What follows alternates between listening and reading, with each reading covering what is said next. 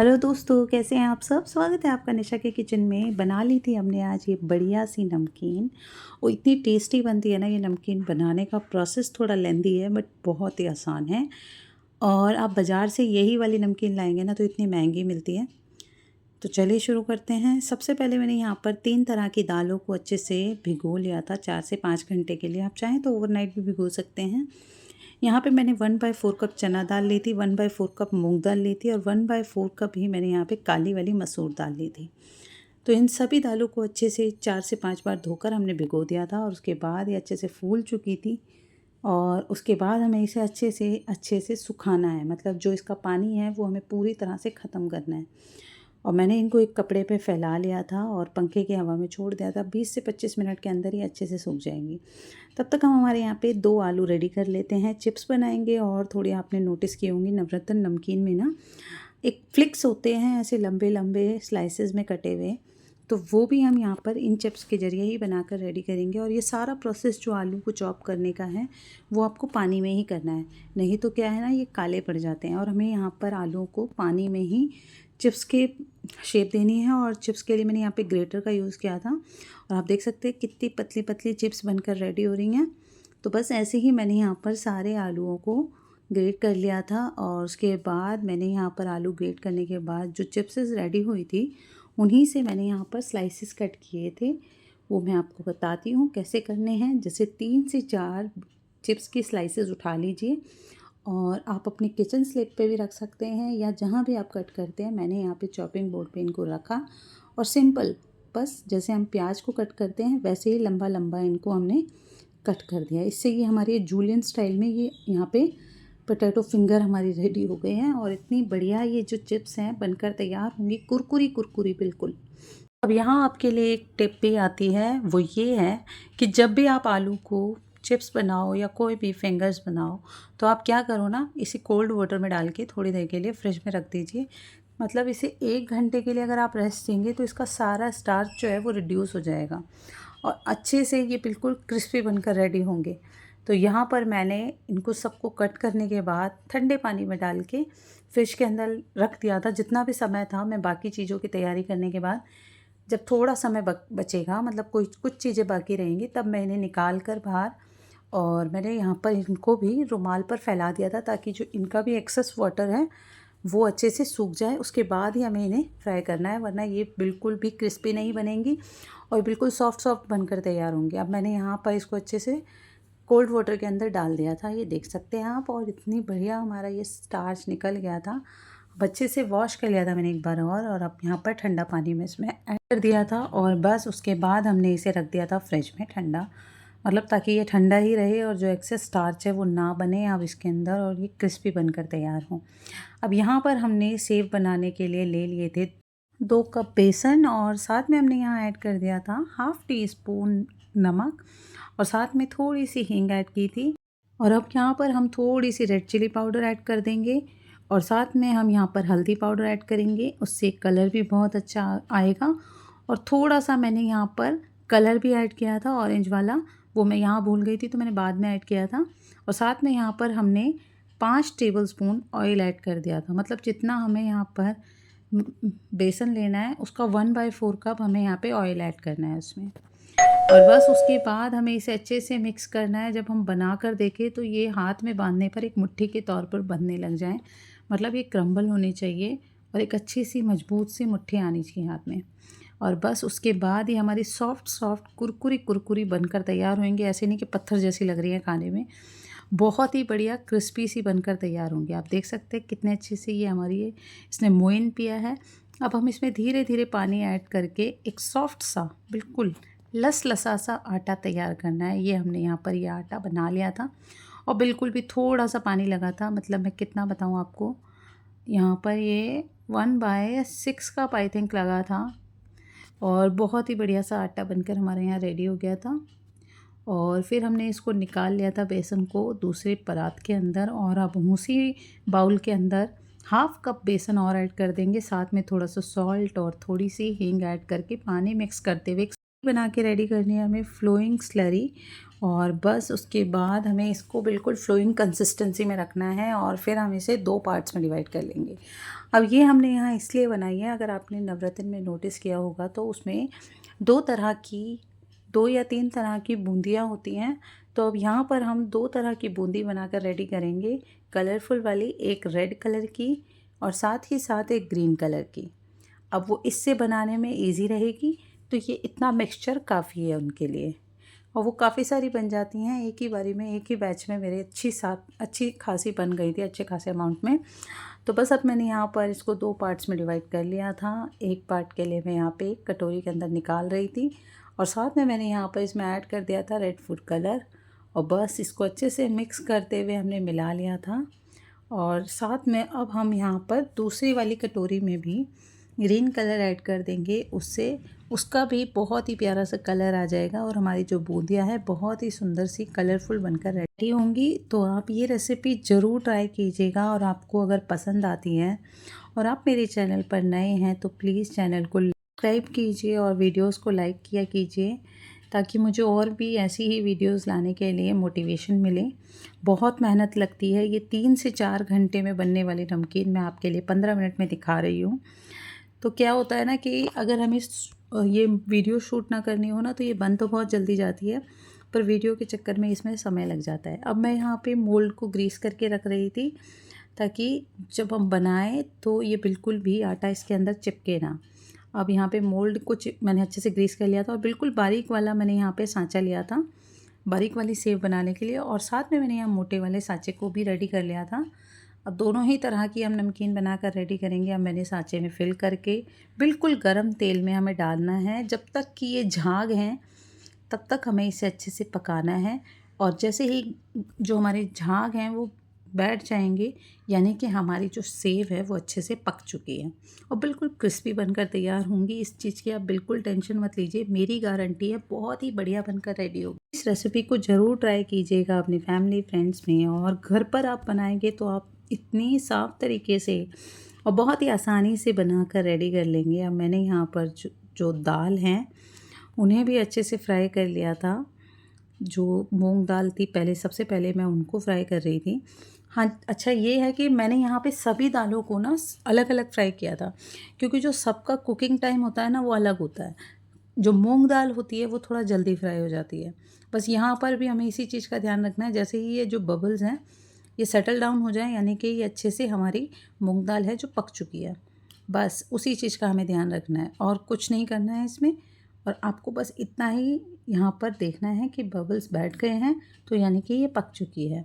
अब यहाँ पर मैं ये मसूर की दाल को फ्राई कर रही थी और ये बहुत ही जल्दी पक जाती है और इसके छिलके अलग हो जाते हैं, ये टुकड़ों में डिवाइड हो जाती है। सेम यहाँ पर मैंने अब दूसरी वाली दाल को यानी कि चना दाल को भी फ्राई कर लिया था और साथ में यहाँ पर मैंने पोहे भी फ्राई किए थे, करी लीव्स किए थे और थोड़ी सी पीनट्स भी मैंने ऐड की थी। पीनट्स मैंने ज़्यादा ऐड नहीं की थी, मेरे बेटे को बहुत पसंद नहीं है। और बस उसके बाद मैंने यहाँ पर इसमें चना दाल ऐड की थी और इसको फ्राई करने के बाद हमें यहाँ पर और बाकी सभी चीज़ों को फ्राई कर लेना है। आप इस चीज़ का ध्यान रखते हुए फ्राई करें, जब आप बनाएं ये तो बहुत ही सावधानी से बनाएं। बस एक ही चीज़ की परेशानी होती है यहाँ पे, तेल उछलने की, और थोड़ी थोड़ी क्वांटिटी में अगर आप डालेंगे तो तेल ऊपर नहीं आएगा। बहुत सारी क्वांटिटी एकदम से नहीं डालनी है, नहीं तो तेल जो है वो बाहर आने लगता है। और तेल को बहुत ज़्यादा पुराना होने से पहले ही आप यहाँ पर आलू को फ्राई कर लीजिएगा, नहीं तो क्या होगा ना, अगर तेल काला हो जाएगा ना तो जो आपके पोटैटो हैं वो बहुत अच्छे से क्रिस्पी नहीं होंगे। तो आप जो भी आलू के लिए जो भी चिप्स वगैरह फ्राई करने वाले हैं उन्हें पहले ही फ्राई कर लीजिएगा, क्योंकि मैंने नोटिस किया था कि जब ये थोड़ा सा तेल ज़्यादा काला होने लगा था तो वो जो पोटैटोज़ हैं वो अच्छे से क्रिस्पी नहीं हो पा रहे थे थोड़े से। और ज़्यादा काला भी नहीं करना है उनको भी, क्योंकि उससे क्या होगा ना, फिर वो कड़वे लगने लगते हैं आलू। और बस यहाँ पर मैंने ये पीनट्स भी और साथ में मैंने करी लीव्स को भी थोड़ा सा हल्का सा फ्राई कर लिया था। और बस उसके बाद हमें इनको निकाल लेना है एक उसके अंदर बर्तन में। और बस यहाँ पर ये मैंने ले लिया था एक मुट्ठी पोहा, तो इसे भी अच्छे से फ्राई कर लेना। बहुत टेस्टी टेस्ट आता है इसका, ये तो इतना कुरकुरा लगता है, इसे तो ऐसे ही खाने का मन करता है।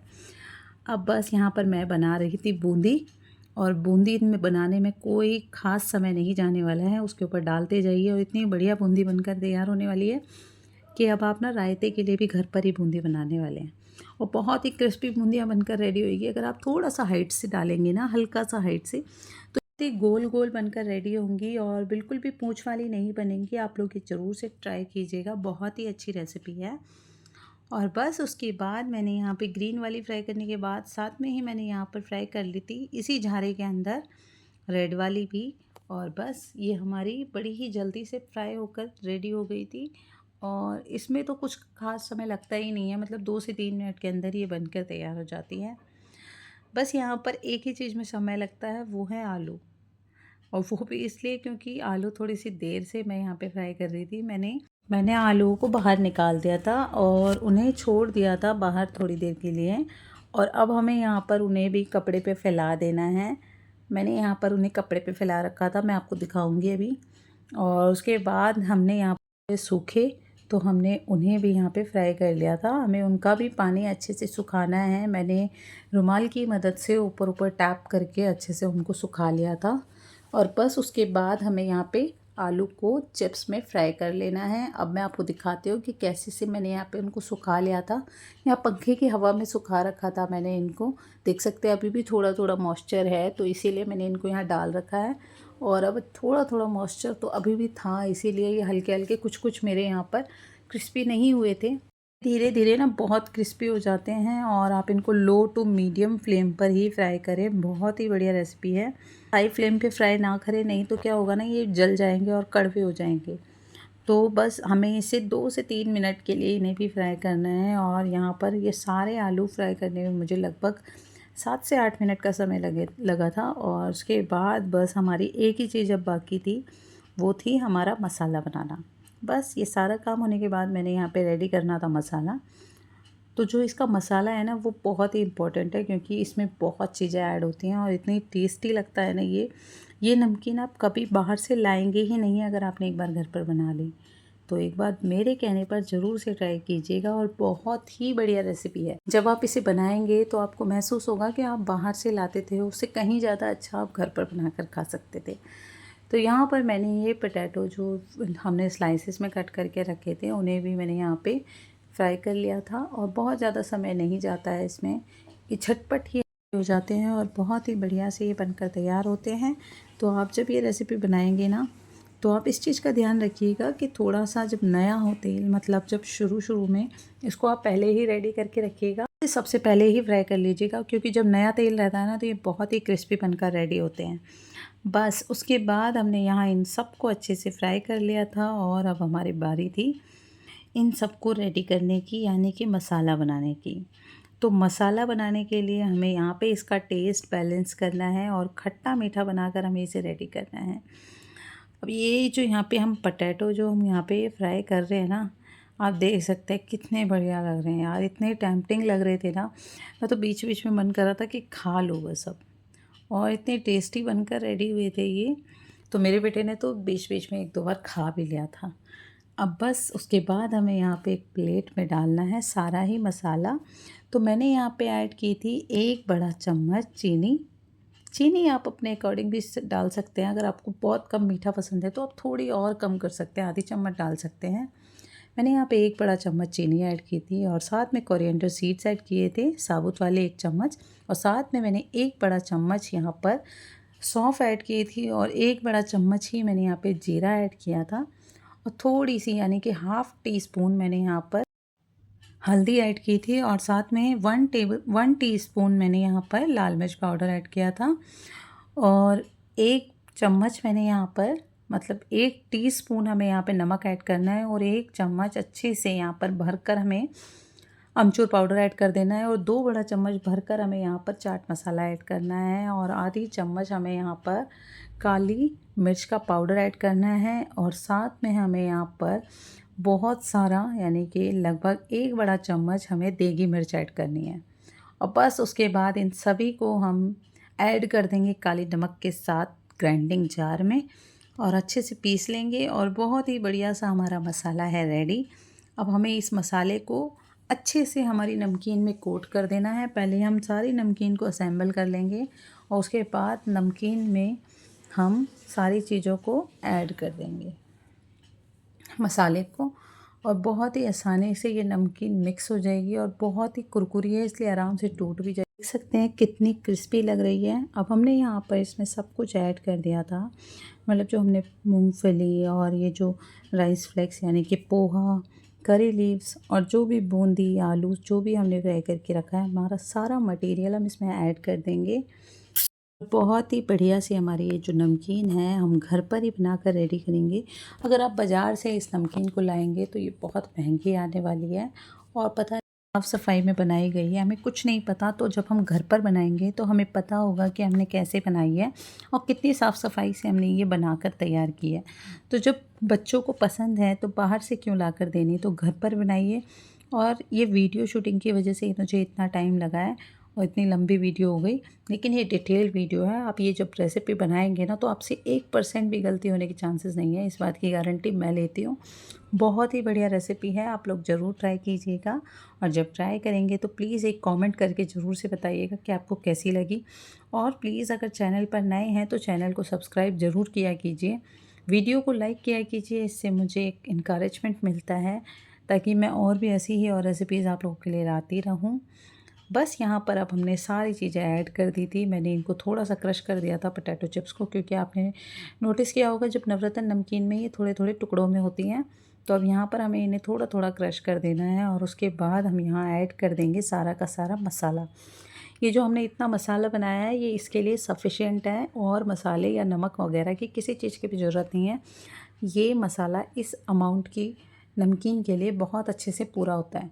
तो आप इस मेजरमेंट से बनाते हैं तो आपकी सारी चीज़ें कंप्लीटली बढ़िया बनकर तैयार होंगी और ये मेजरमेंट पूरा है, कोई भी चीज़ ऐड करने की ज़रूरत नहीं है। और अच्छे से हमें इन्हें मिक्स कर लेना है और जो हमारी नमकीन है वो मसाले में बढ़िया से कोट हो जानी चाहिए। और इतनी टेस्टी लगने वाली है ना ये, आप बिल्कुल विश्वास नहीं होगा कि आपने ये घर पर बनाकर तैयार की है। बस अब आप इसी तरह से घर पर बनाकर तैयार कीजिए और अपनी फ्रेंड्स और फैमिली में ज़रूर से शेयर कीजिएगा। इस त्यौहार आपने ये भी बनाना बनता है, क्योंकि मिठाई के साथ नमकीन भी दी जाती है। घर पर आएंगे गेस्ट, बहनें आने वाली हैं तो उनको सर्व कीजिए, उन्हें बहुत ही पसंद आएगी। चलिए मिलते हैं नेक्स्ट व्लॉग में, बाय बाय।